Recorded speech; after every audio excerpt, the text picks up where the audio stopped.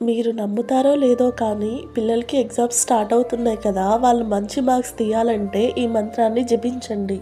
మన పురాణాల్లో చదువుల తల్లి సరస్వతి మాతకు సంబంధించిన ఒక అద్భుతమైన మంత్రం ఉంది. ఈ మంత్రాన్ని జపించి ఎగ్జామ్స్‌కి ప్రిపేర్ అవ్వడం వల్ల పిల్లలకి మంచి మార్క్స్ వస్తాయి. అలాగే ఆ సరస్వతి తల్లి కృప కూడా మీ పిల్లలపై ఖచ్చితంగా ఉంటుంది.